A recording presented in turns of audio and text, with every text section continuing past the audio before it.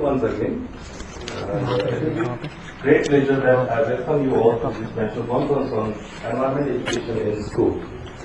As we all know, children are the only lot that a nation would probably look up to march on the path of eternal prosperity and peace. They are the real building blocks who would constantly replace the older ones en route to this journey. Education, particularly the formal learning format followed in schools, plays a critical role in preparing and shaping them and contributing meaningfully to the development of individual, the society, the nation, and consequently the entire human race. For effective realization of this fate, in the present dynamic realm, the education system across the globe ought to keep pace with the time and therefore be progressive. Prosperity is a composite term.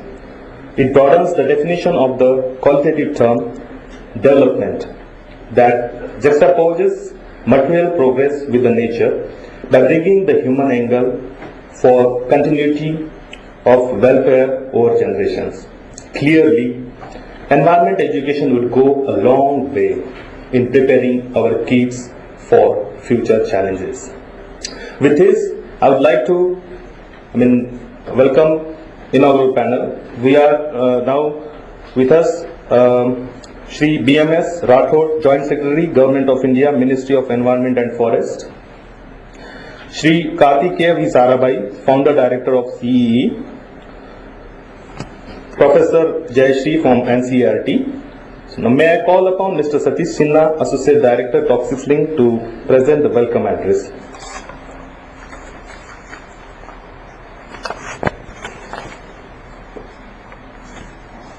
Thank you, Prashant.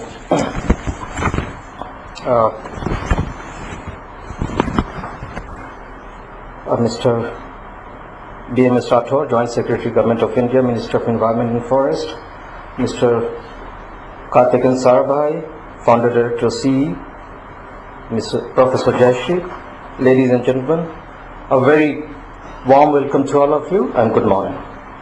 First of all, my apologies for a delayed start. I just explained the reason that there is a total strike of all public transport systems in the city, and that's the reason people are actually having a lot of difficulties in reaching to this venue.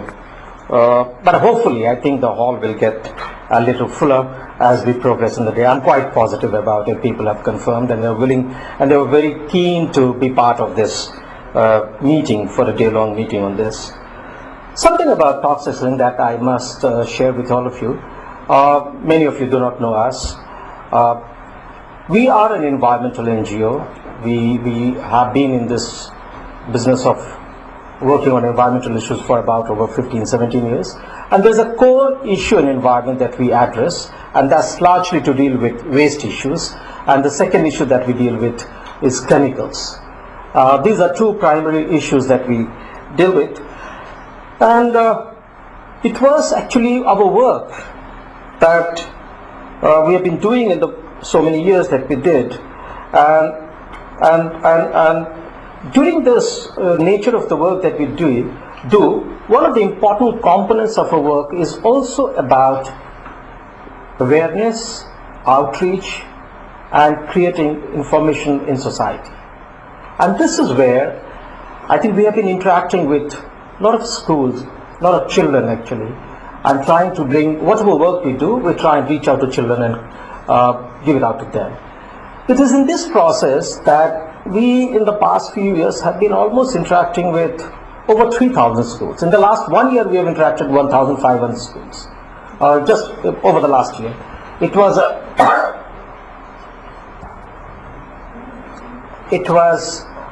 a program that we were doing on creating information awareness among school children on electronic waste, which was last year our effort on electronic waste information creation.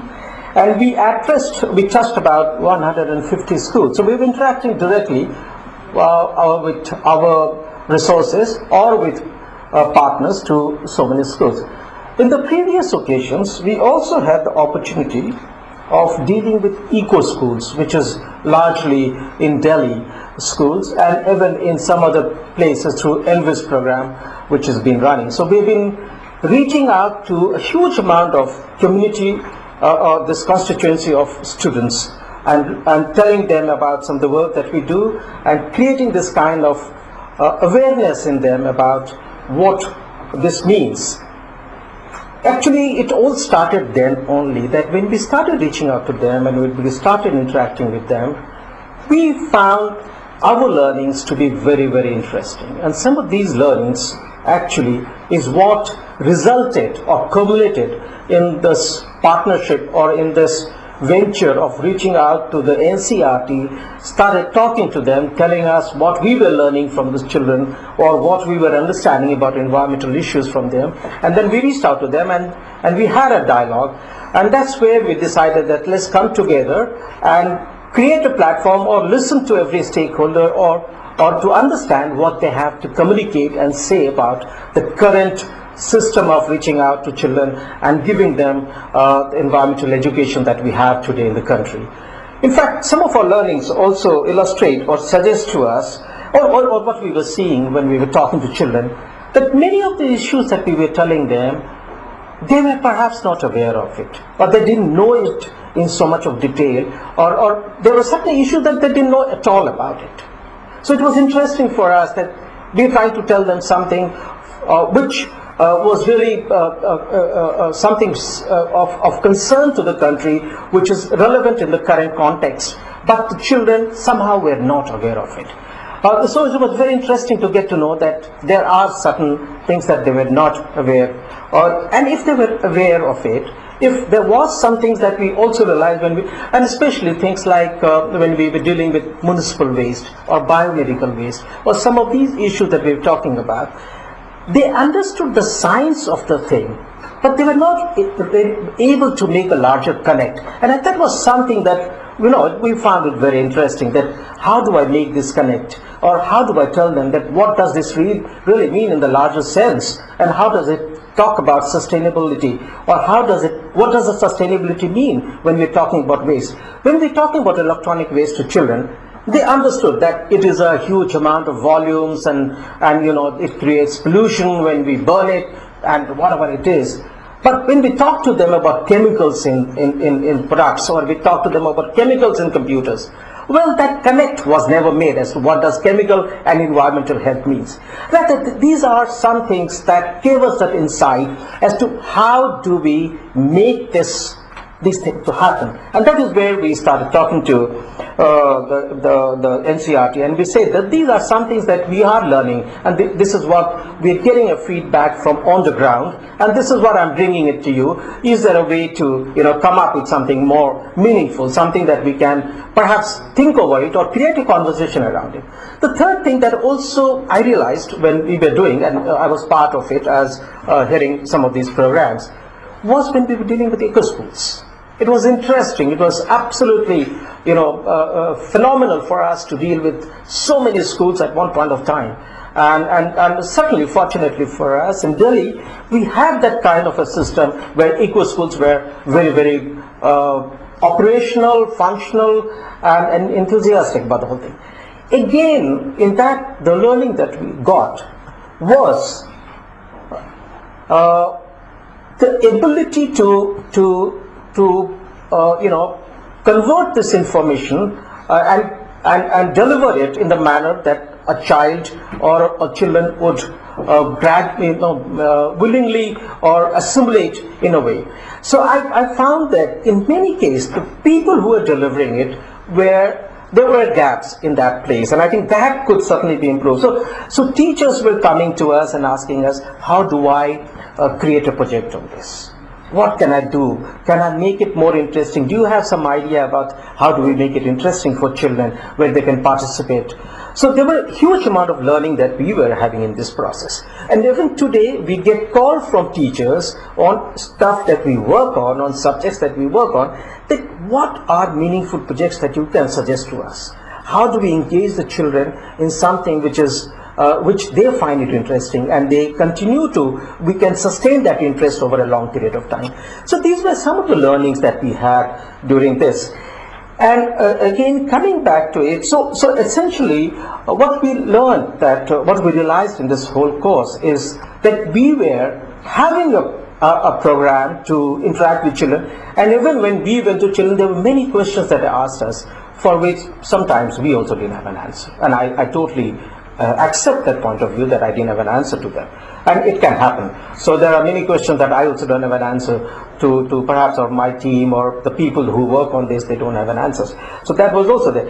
So while we realized that the students perhaps knew many things about environment today, but I thought that more about learning what was important for them, and I think in the long term that is what makes sense to perhaps many of us, is do they become environmentally conscious?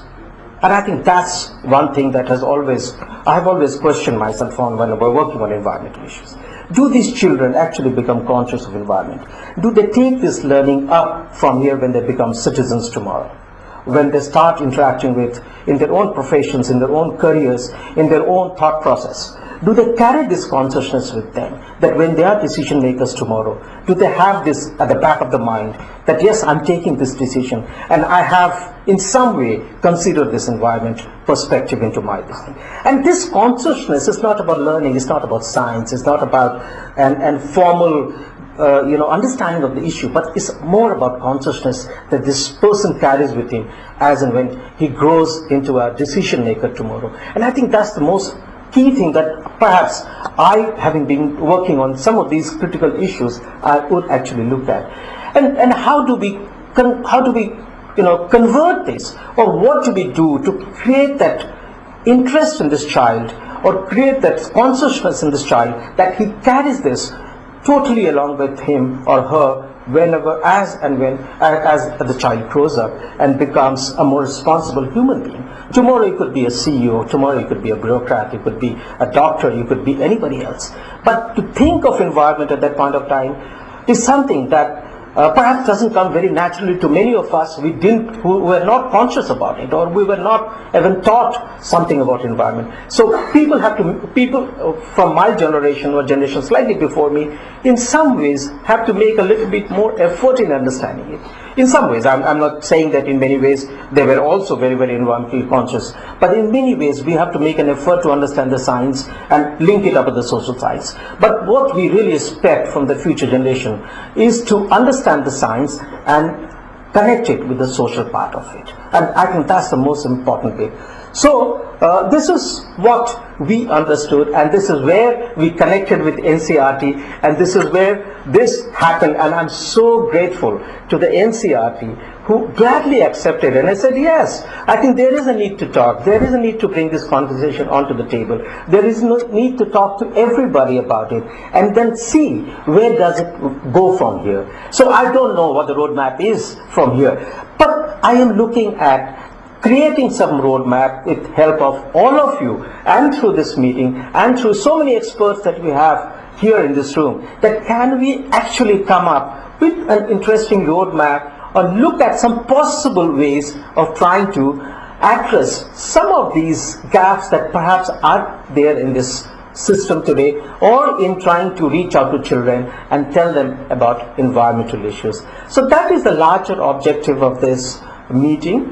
I hope that we are able to get something out of it during the formal presentations that we have, also during the discussion, and at the end of the day we have a panel discussion. So we hope that there is a large amount of sharing of information and knowledge, and there is a huge amount of knowledge in this room. We have very, very key people who have been working on this issue of environmental education for a very, very long time, and I have some guests from from outside also. So we hope to have a very long and a fruitful day, of a day-long fruitful interaction on this issue about environmental education in schools.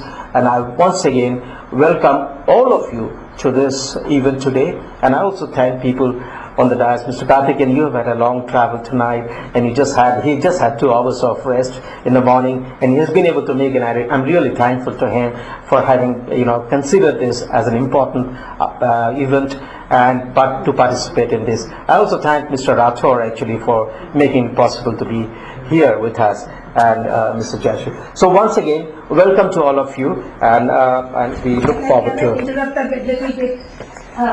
Please, I would just like to tell you that our Joint Director, Professor B.K. Tripathi, who happens to be a biologist, zoologist rather, is here, and we were a little late, so that is why I am occupying this chair. Otherwise, it's perfect, you know. Please, you come, Professor Tripathi, visit us, please. Okay. Well, we will invite you, sir, to come and share your thoughts. So, thank you so much for being here.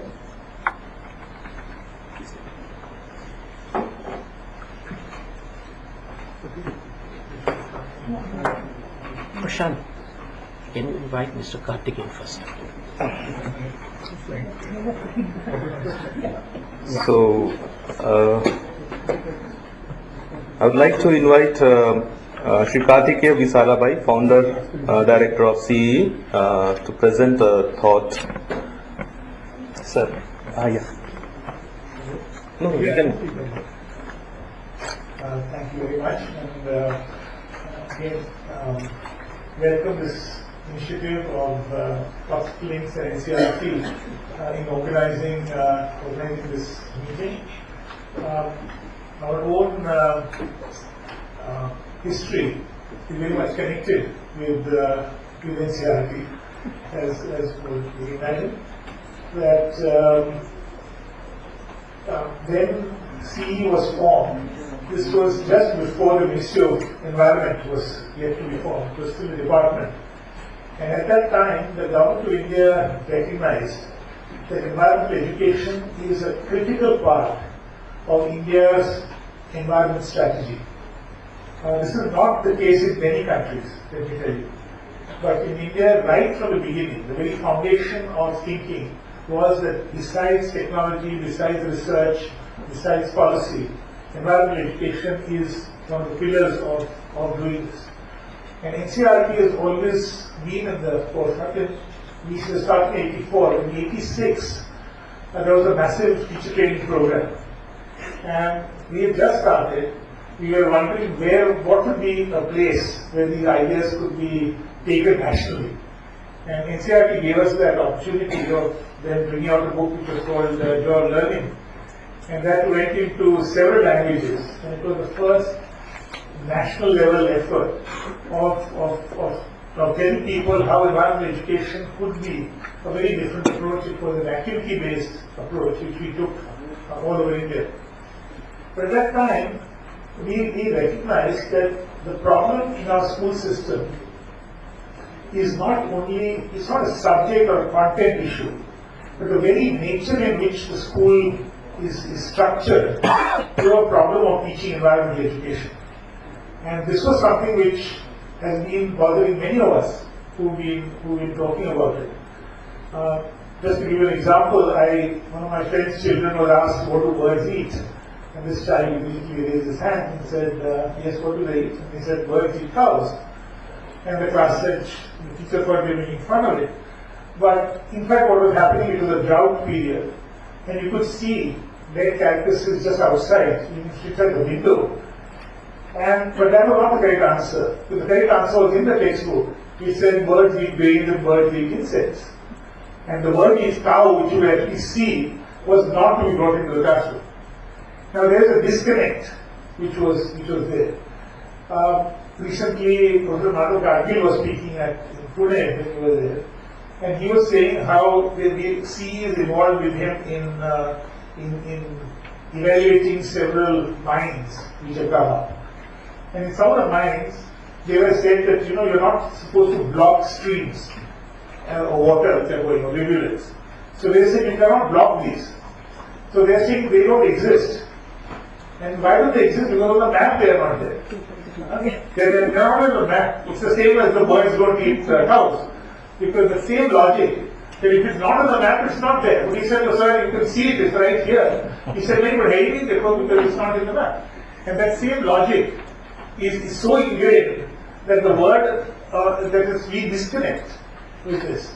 And then the teacher also becomes someone who becomes slightly scared of this disconnect, because in a classroom I was dealing with, we asked children to go and collect fallen leaves from the village and bring them and make a little nice chart.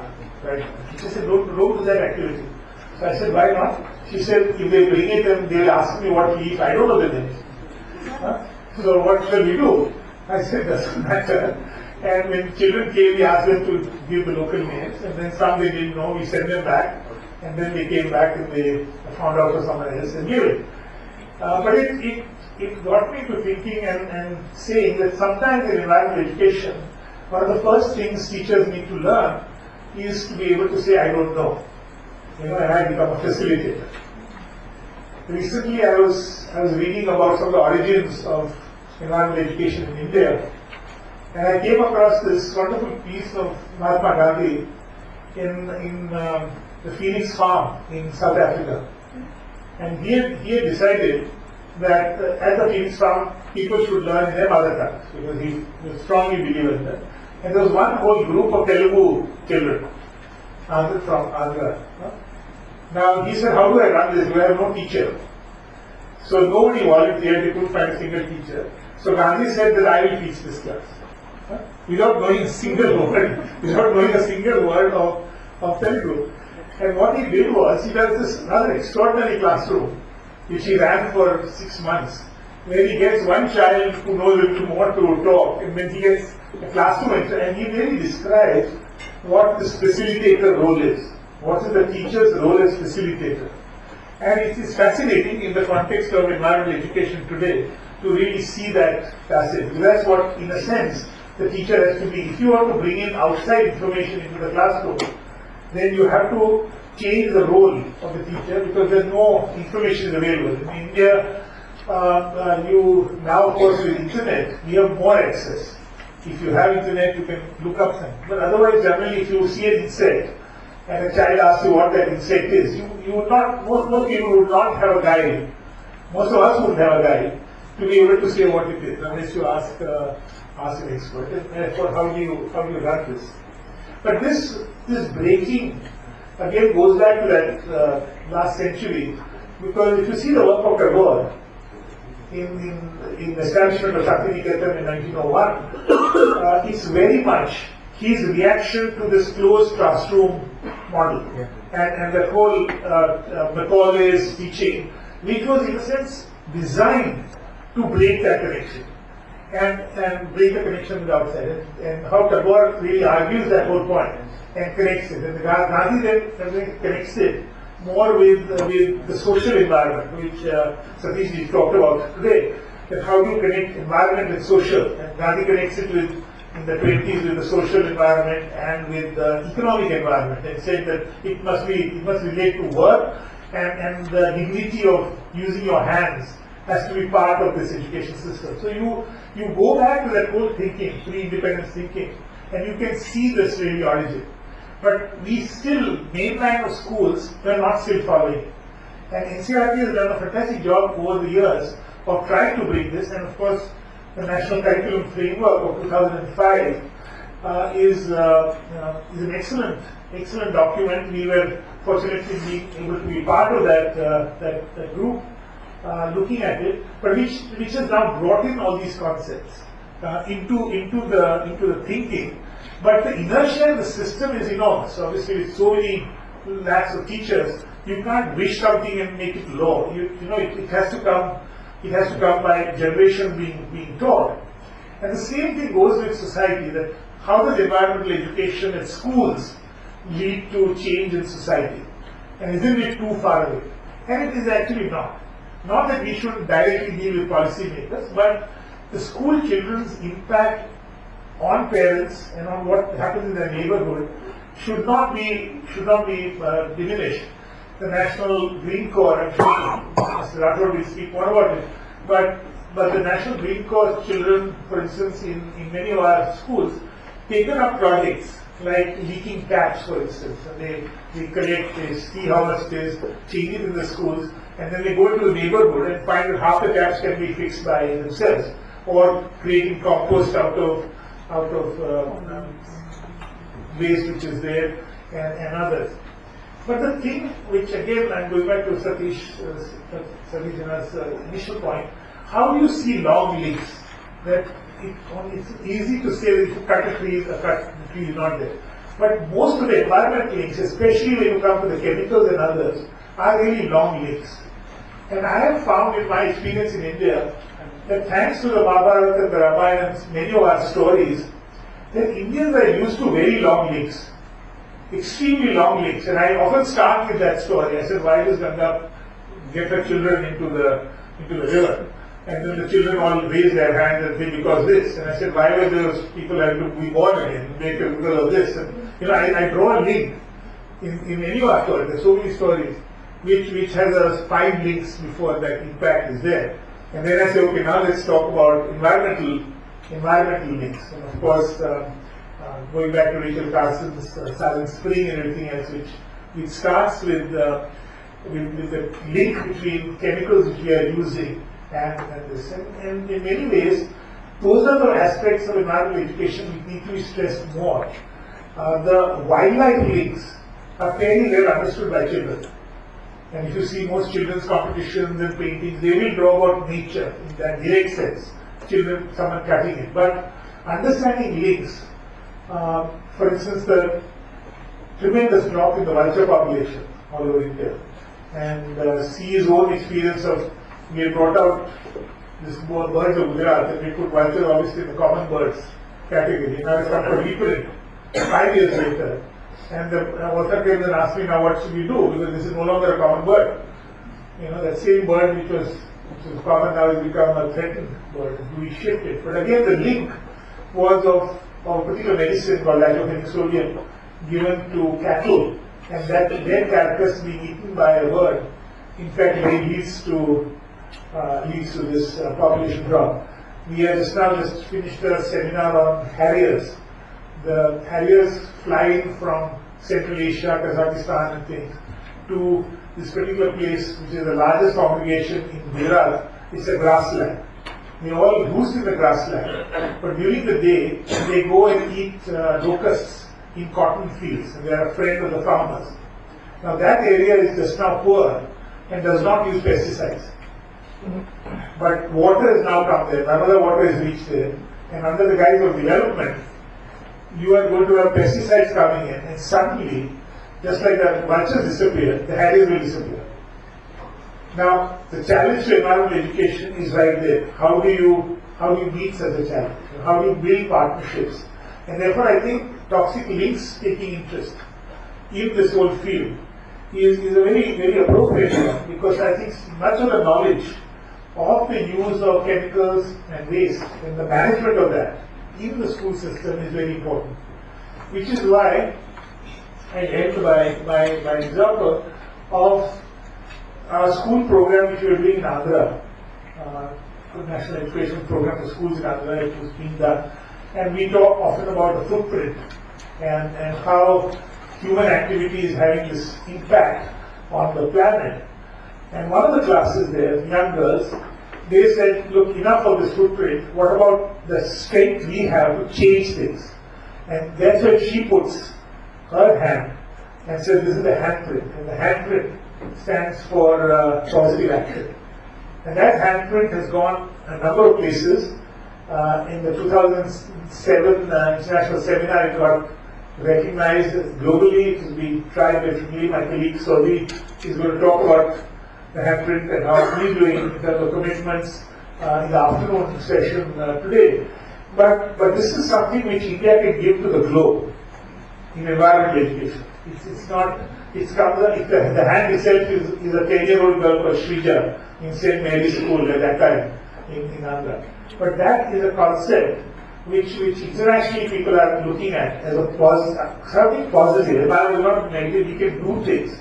And the whole movement in India needs to be, as we call now, education for sustainable development. It is for sustainable development. It's got a purpose. And India, which is a rapidly developing country, most of the infrastructure in our country is not developed yet, although we see so much. And we have to make real choices. And those choices will come if we have strong education in it. And the school children today are the key decision makers over the period going into 2050, when most of that infrastructure decisions will be made. So I think it's a very important thing, and again wishing it all the success. I'm going to have to sneak out today because I'm between journeys. But again, wishing it very, very well. And it's wonderful to have Mr. Rathod here today with us, who's been this movement before he comes into MOE here, into the Ministry of Environment. Usually many of the people join and then they find out what environment. He comes with the full participation in this movement, and therefore has been a great supporter of this. But this link between the Ministry of Education and the Ministry of Environment is again unique in India, and the way this partnership works is wonderful. And I think, and then with development agencies like NCRP, NC and others. And I think that partnership which we are trying to forge, to take it forward, and then of course the international partners, we have CEA here today and others. And I think that's the way to go forward, and working really together and exchanging ideas from wherever they come. So thank you very much. Thank you, sir.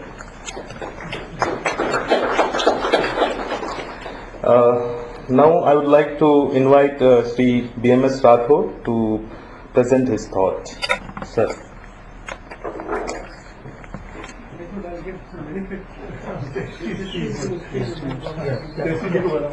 First, Mr. Tripathi also. So I would like to call Professor Jayashree Sharma. Professor Tripathi. Hello, good morning. Welcome to all the friends over here, friends on the dais as well as friends in front of me. I am from the discipline chemistry. So many a times I was told when I entered into working for environment that you are the person who created all sorts of problems here, and now you are coming to work for the environment. But the only thing I would just like to tell you, see, we cannot really do away with development in the name of environment. Development will definitely be there, and simultaneously will have to look after the environment in its true perspective, so that both can go hands in hands.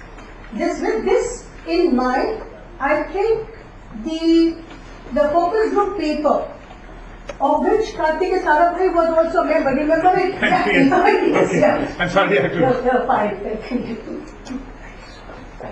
So when the present comparative framework STF 2005 was going to be prepared, before that, at that time, the director in CRT who was there, he thought that to give it a holistic approach, he constituted 21 focus groups. And he said these focus groups basically will be divided into 3 major areas. One is the curricular areas like science, mathematics, etc. Another is what we call is the systemic changes. And third is the national concerns. Under the head national concerns come SC/ST things, that women education, all those things. That perspective means that examination, etc. comes under perspective, then the curricular areas. Where does this environment education fitted in at that time was the most important thing. Because by that time what was there, that Honorable Supreme Court's directive was on us that environment education syllabus was accepted, and at that time it said that environment education is to be done in a separate subject. But the studies at that time all over the country as well as all over the world showed that if you take environment education as a separate subject, it is only remains in the level of subject. People study it, they have enough amount of awareness on it, they take examinations, and truly speaking tend to forget it. Do not try to practice it. So if that is the case, it was thought of very clearly that environment education should not be really handled as a subject, it should be handled as a concern. But if I try to handle it as a concern like many other things, then it so happens that it doesn't get that, say, what we call the blunt, that people would really take it up very seriously. So that is how environment education at that time was taken up as habitat and learning. The focus group was set up on it. Arvind Madhav Gadgil was the chairman. He being an environmentalist, an ecologist, and had worked throughout his life for the concerns of the environment, he was the chairperson, and there was a team. The team worked on it, and we really tried to see how environment education can best be given. So environmental education then was thought that it should be given as an infusion model. So infusion has gone into it. Then, of course, if you infuse it and you don't tend to really see how infusion has taken place, at least with the school children, most of the time parents think that what is more important is a child should get very good marks in science subjects, like physics, chemistry, mathematics, so has a very bright career. So that would mean that definitely that environment goes in the backdrop. That also we didn't want, so we put up certain criteria, measurement, how environment could be really evaluated. And with that approach, and also with respect to the policy document, that is NP 86, which says that all national concerns should cut across the disciplinary areas. Environment also became one of the concerns, and it is now being cut across in various disciplines that the child studies from class 1 to class 12. With that approach, I think I'll tend to stop at this time. Yes, I think I stop at this time, so that I give the platform to Mr. B.M. Rathore, whose this National Green Corps have helped us achieve the goals that was really enshrined into NP 86. I think I would request you to sir to speak on that little more. Yeah. Thank you, and I close now. Thank you, Dr. Deshri. In fact, Karthikeyan talked about how to be a good facilitator. She just gave me a breakdown. To launch into the NDC, National Green Corps. Well, thanks so much. I'm very thankful to Toxic Link for organizing again the meeting of the minds on a subject which is very, very important.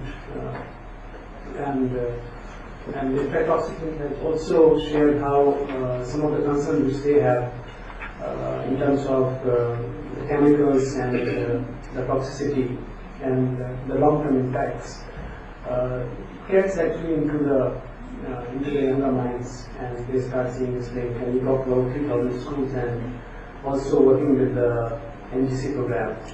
Yeah. So I think a lot of wonderful initiatives that have happened over the last maybe I say 2 decades, if not earlier than that. I think earlier also, as Karthikeyan was saying, there were in 84 and then something happened in 86, but I think 88 happened, but I think another very important watershed was 1991, which unfortunately I have not seen Professor Mehta. His name is listed here. I was very keen to actually see him now.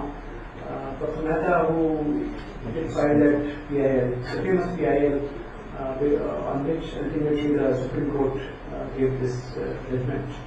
And I'll just repeat this. 1991, the judgment from Supreme Court was, we accept on principle that through the medium of education, awareness of the environment with problems related to the pollution be taught as compulsory subject.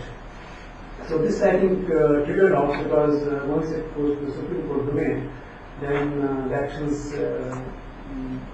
were enforced at a fast pace. Not that before that was not happening, but it was taken as a PIL, and this so, and then Deshri actually has, Professor Deshri has given you some trajectory after that 91 thing, when environment education being made compulsory in the school, how it was taken up, and there was a series of responses. In fact, it came out with a model syllabus somewhere in 2004. And the school in different states, because we have the boards in the state, education is a concurrent subject, so state have their own setup and institutions and their own syllabus and curricula. So they all looked at how meaningfully they can engage with this Supreme Court directive. And so in 2004 this model syllabus was put in place, but that time also probably I think the thinking probably was the non-education can be taught as a separate subject. Till the time you actually came into this, which you talked about, National Curriculum Framework 2005. And I think you had some wonderful mind and the leadership from the NCRT and NHRD probably, which took it along because the 21 focus group, of which one was this Habitat and Learning, which was chaired by Dr. Madhukar.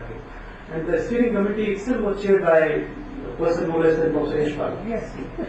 So I think this was absolutely wonderful repository of some of the best minds to actually work on the NCF and duly facilitated by the NCRT. And what came out was, one of the key recommendations probably was, from this focus group at least, it was the infusion model. So it means the environment has to be infused, integrated into each subject. Whether the history, whether the mathematics, whether the physics or whatever, or science or geography, it has to be infused, not as a standalone separate subject, which is one more subject to be studied rather than infused. Now, having said this, Professor Gandhi, I think I really admire that report where he said the environment, so the children should be able to learn about environment, through environment, and for the environment. Now, this is the underlying philosophy, if you want to put it. So about the environment, they have to learn, and then this has to be through the environment, and that goes back to NCF. One of the underlying principle of NCF was looking beyond the classroom, getting the learning connected. What is happening beyond the classroom? And Karthik gave 3 or 4 examples. He talked about what do the birds eat. So what is happening outside beyond the classroom? And he talked about all the examples. It's all what is happening beyond the classroom, which was again the underlying philosophy behind the NCF 2005. So I think these wonderful developments have happened. So that's why I think last 2 decades have been very exciting. Internationally also, a lot of things have happened, and the debate for sustainable development and education for sustainable development decade, the DSDS, you say, was 2005? 5 to 14. 5 to 14. I think which again brought in a lot of this international perspective, and now if you look at the environmental education for sustainable development. So this is something which we all look forward to. But I think let's get back to the infusion approach, because this is where we feel this is something which has been put in place, and the school education has to buy in with this infusion approach. But as this becomes a very ideal kind of situation, but all the ideas, as we all feel, have huge problems in practicality. So what is the problem, I think, with this infusion approach? Or what kind of challenges, I'll say, I'm not saying the problem, because this is, we all abide by this infusion approach, best approach, but how do we get meaning into this approach? NCRT obviously has covered a lot of distance, but what else is to be covered? And how some of the wonderful initiatives that are happening across the country from civil society groups, from institutions. There are a large number of initiatives which are there, which are happening in their own right. Some initiatives are engaging 100 schools, some initiatives 2,000 schools, some initiatives engaging 200 schools. And you have a number of partners who, in their own right, across the country, are trying to experiment and innovate. And each one of you who is here has a story to tell, I'm sure, how you are engaged with this particular concept.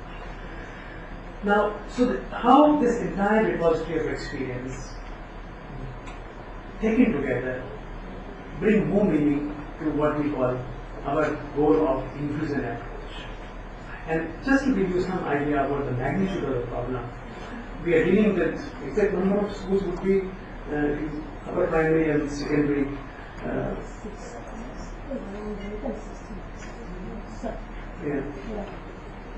I think we still have to reckon with this number, but I was reckoning with something like, I might be about 1.7 million. If I correct or not, I'm not sure.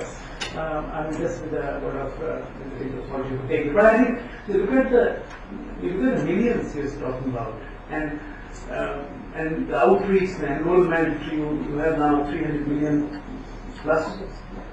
And if environmental education through infusion approach has to be made available, I would say, to all these children who go to the schools now, it's a huge challenge. That means millions of teachers also then I think.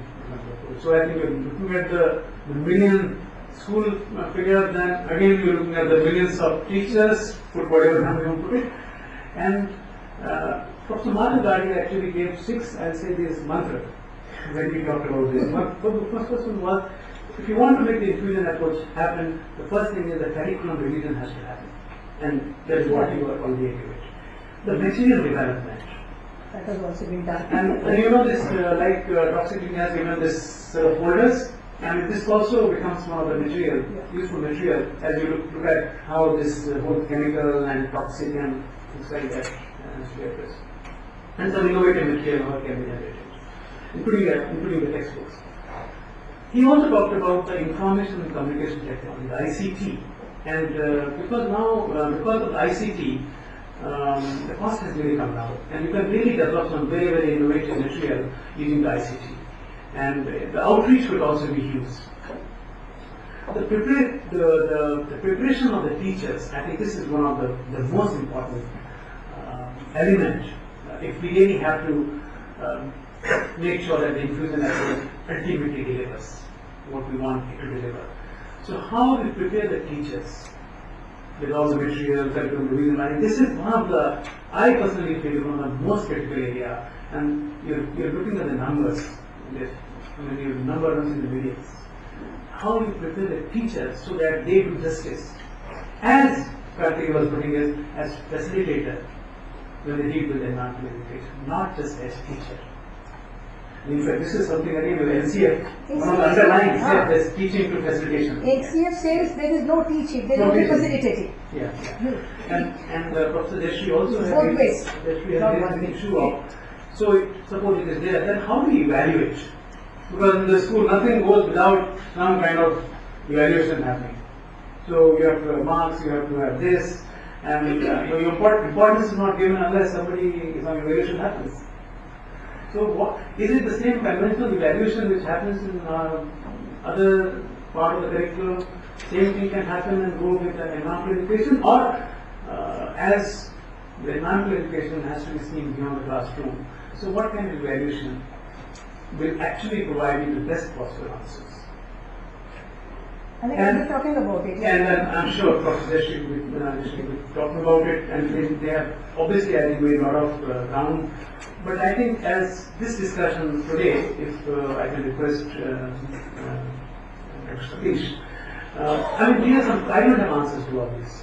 What I know is, all we want to do is to have more meaning into the inclusion approach. Put more meaning into this, what we want is that is the way we have figured out, and Supreme Court has accepted in the 2010 affidavit that this is where it is going to rest. But now the challenge before us is to use all our experience, all our strength, all our knowledge, and bring that meaning into this inclusion approach. Professor Deshri will probably also give you some idea about what challenges right now are there, what gaps are there, where our collective wisdom and experience can actually help them. Regarding the institutional collaboration, Karthik has flagged some of the issues like ministries working together, Ministry of Environment and Forest, which uses environmental education through a co-curricular approach. Our program, which runs into 100,000 schools, is basically a co-curricular approach to environmental education through eco-clubs. So it's not so much about getting into the formal, but it influences. If the co-curricular approach where you do joyful learning through large number of initiatives which he talked about, then it obviously should influence the main curriculum.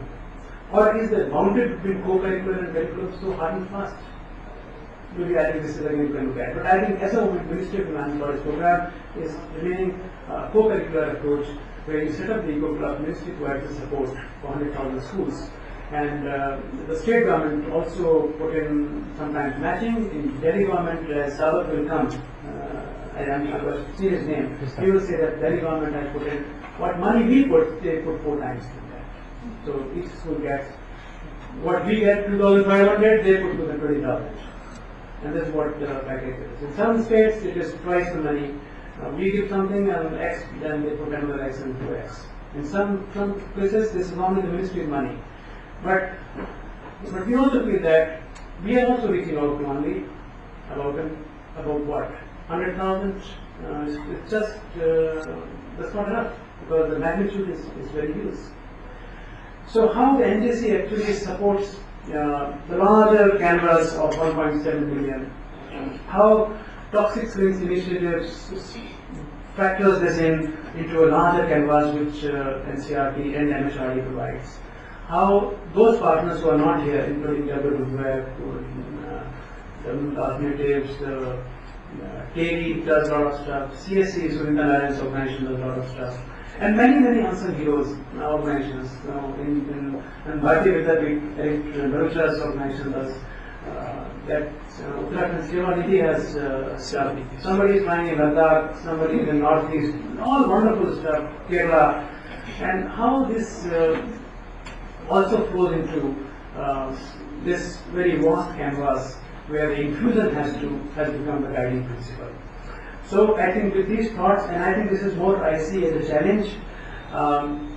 But one last word on this, not the last word on this subject, but I think from my side is that we would love to foster further collaborations and working together with a number of partners.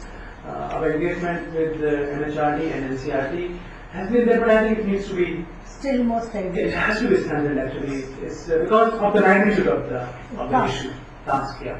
So I think we'll see what best can happen, and thanks to again Toxic providing this platform where at least we get a chance to come out of the, again, our classroom in the ministry's four walls. Come out of that classroom and then interact in this more collaborative framework. And so I think we'll see that what best as a ministry we can take away from these consultations. And our colleagues will be here, and AM team is here, and Dr. Sahim Pandey, the Additional Secretary, hopefully will be joining the final session. So we'll have enough opportunity to get engaged with the whole process today. Have been very, and for me it's been very useful to talk to you, and of course not listen to you, I mean we have to talk only, but I'm sure our colleagues will carry back the message they get from you, and also thank you very much.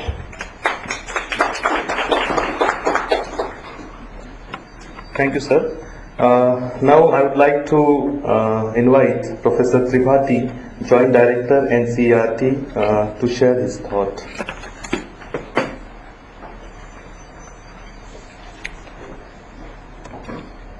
Good morning, Professor Rathore, Professor Desi, Professor Satish, all professor, because we are all in academics, and that is what is the profession with us. I'm really very happy today because the effort which Toxic Link, at least with us, in last 3 to 4 months it was going on. Today I could see that it is really coming in a way that it is expected that we will have very good academic exchange, deliberation, and will come out with some kind of recommendations. And that is what the initiative, especially the kind of issues and challenges which was raised by Mr. Satish, and very good examples, scenario, and in-depth expertise given by my colleague Dr. Karthike, and the platform which NCERT has provided, just we had explained it very well, and ultimately the real challenge, what the infusion model which is now in place and how to move further, that is before us, and that also has been very well. So for NCERT really it's a matter that right from national policy on education and the environmental issues taken in the curriculum, our primary level curriculum focusing on the environmental studies, environmental science, that has been like that. But you'll find that our 88 curriculum, our 2000 curriculum and 2005 curriculum all have addressed this issue very significantly. Yes, there is a paradigm shift, and that came into 2005 with the National Curriculum Framework. And as very elaborately mentioned, that this NCF 2005 basically have 4 guiding principles, I should say, that said that connecting knowledge of the learners, children's, which they have outside the classroom, in the classroom, going beyond textbook. So it is not now, and that is why the chances of infusion we can see more here in our this new curriculum and new material which the NCERT has provided. And even that the role of teacher, how it defines, teaching learning process, how it defines.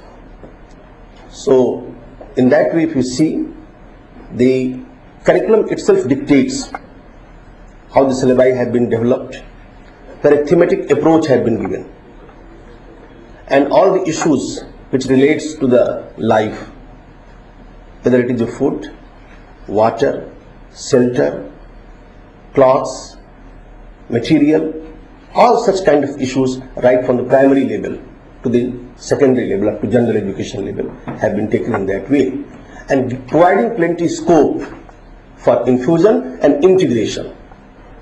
That is why the science and social science, even if you see the primary syllabi and textbooks, you will find total blend of the pedagogical issues and the content, taking all areas, arts, crafts, heritage, social science issues, science.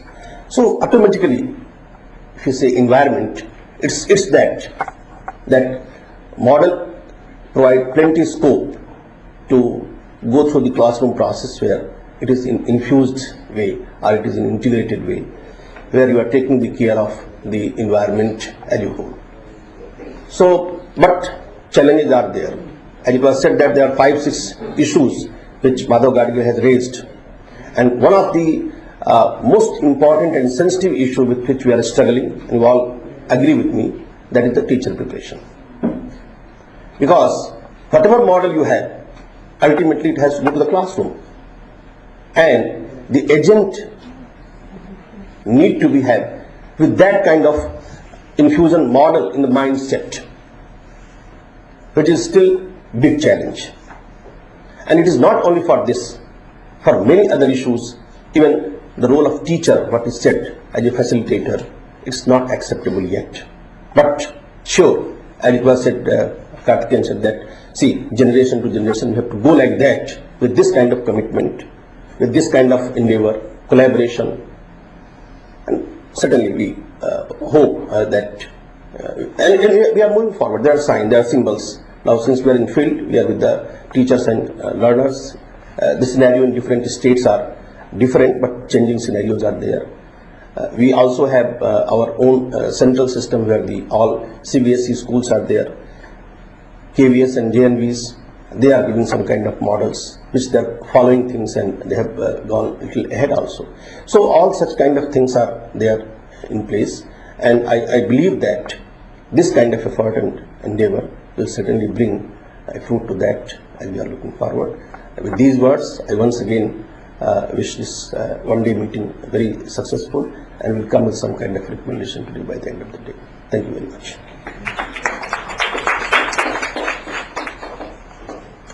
Thank you, sir. I thank you all panelists and all participants.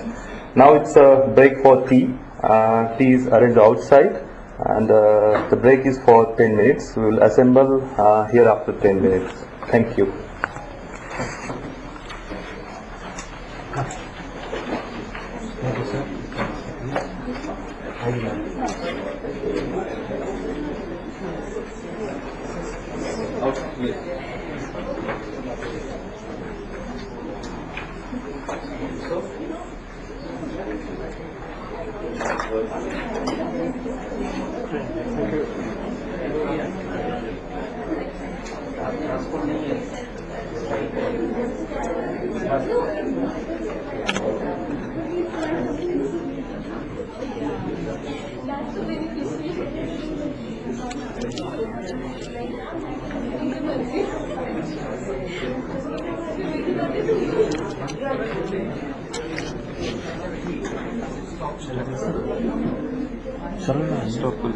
चल रहा है नहीं